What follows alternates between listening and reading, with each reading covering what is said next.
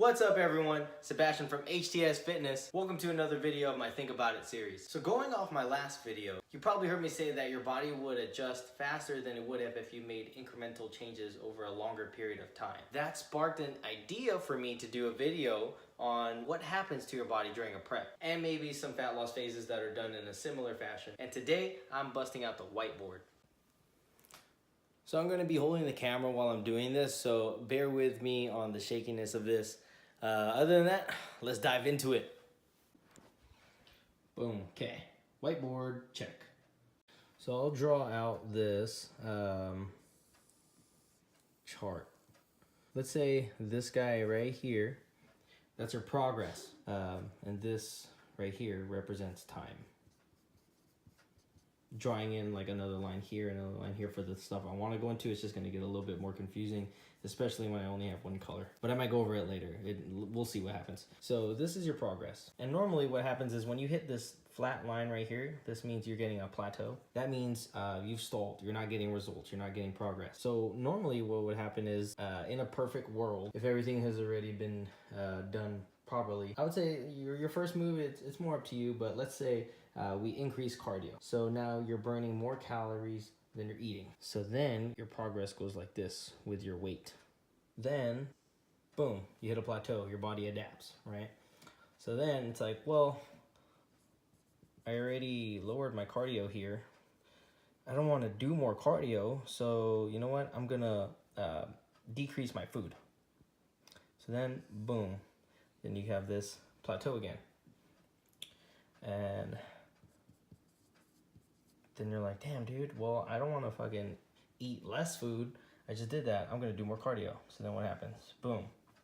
Then you have plateau again, right? So you're doing more cardio. Then you're eating less food. Then you're doing more cardio. And then guess what the next one is? Yeah. Eating less food. Okay. So what's happening here? First, you're burning more calories than you're eating. Then you're eating less calories than you're burning, and so on and so forth. In the grand scheme of things, it looks cool because your progress is linear and you're going down in weight, right? Weight's not always too important, but you will use it as some kind of tool to measure progress. So each flat line that you're doing, that's your plateau, right? That's basically your body adapting to the energy that it's getting or burning in relation to the food it's getting. It's basically becoming more efficient at producing the same amount of energy given the stresses on a day-to-day basis. But what is the adaptation happening here? Your metabolism is slowing down. And just to use a little bit of a chunk of this, so like let's take this for example. Let's say you increased your cardio by 30 minutes here, right? And then this was also 30 minutes. Right? And then the beginning was 10 minutes. So this is 40. And this is now 1 hour and 10 minutes. Right? See the progression there? 30 minutes, 30 minutes. Okay. So you're doing an hour and 10 minutes, right? And you got this progress from it. And then you stalled. That stall point is telling your body, hey, I was burning this much and then it became more efficient at burning less calories to do the same amount of activity, that 1 hour and 10 minutes. That basically means you're maintaining and you increased your cardio. Now you have to do 1 hour and 10 minutes to maintain the weight that you've been doing. I'm sorry, not doing, having. So let's say this was 145, and then this is 142.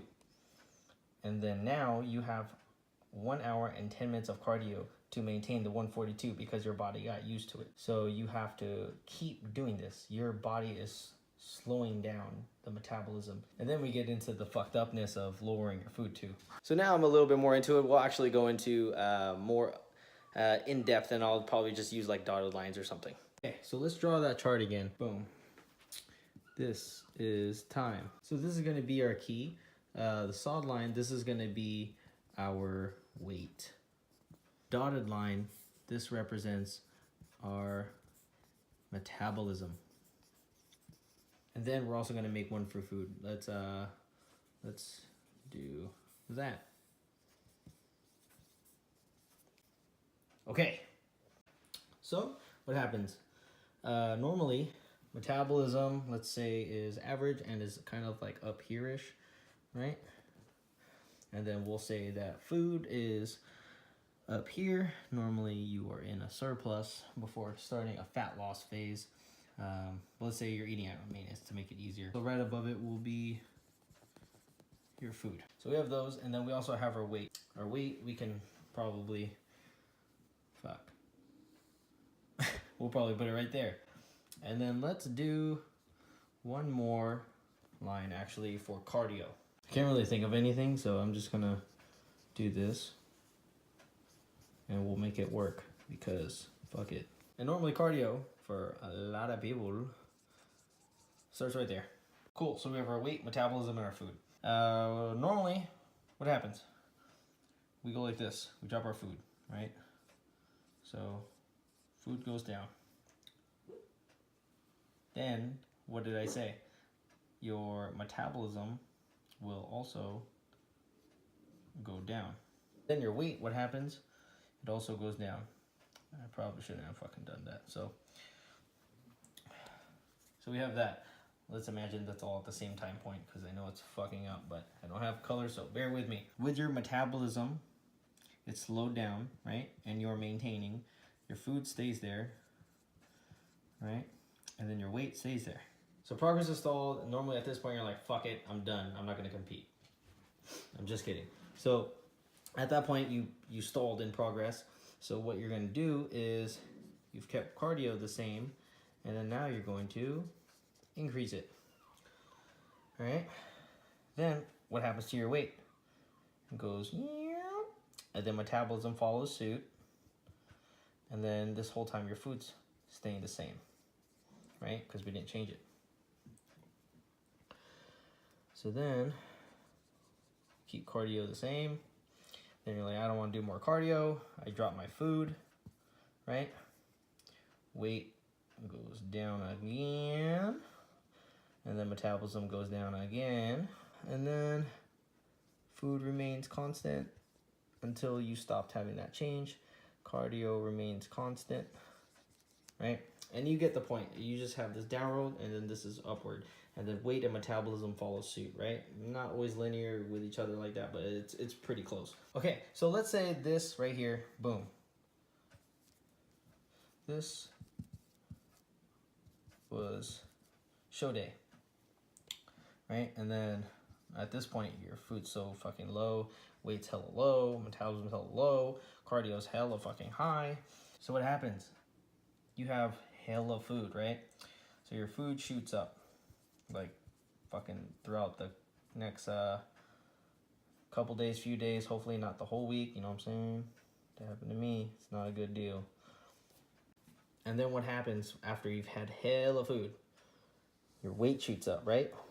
But metabolism only goes probably like that. You also don't do that much cardio. And then you're like, oh man, I just fucking fucked up. I'm ready to, you know, clean up my act and adhere again to my diet. So then food goes down. Weight kind of goes like this, right? Metabolism, still like that. Then you're like cheating again because you just can't help it. You need to binge because for some reason, you know, you can't control it. That's what happens. It's fucking normal.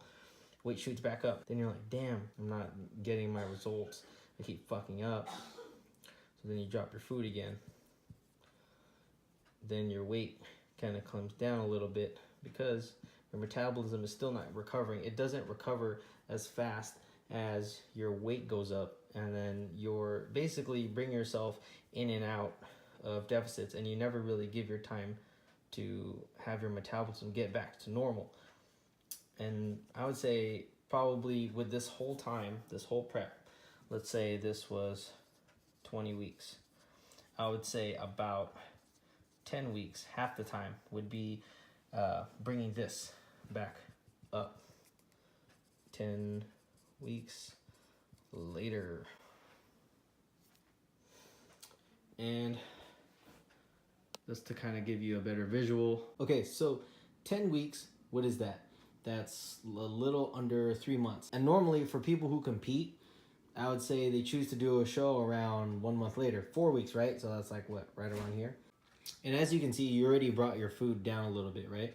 But you notice that your weight's not really dropping all that much because your metabolism hasn't caught up. So you're like, fuck, what do I do? Well, I'm gonna lower it more than what I was eating at, right? So then you gotta bring it lower. So see how it's right here, and then this is right here. So guess what happens to your weight? It starts to dip down a little bit, but then what happens, this is always, you know, in conjunction with each other, so your metabolism will dip down again, right? And you end up fucking yourself over. So I would say moral of this story is be careful with your post-show, because with the adaptations that happen, it's not always going to benefit you when psychologically you're not prepared for the ups and downs that you're going to experience. So this is kind of for, I guess, the people who think about competing or are wondering what happened when they did compete and they're just like, what the fuck? So hopefully this helped. I hope you guys enjoyed this video. Please give me a thumbs up, subscribe, comment, share this if you think it was helpful, and I'll see you guys on the next one. Peace.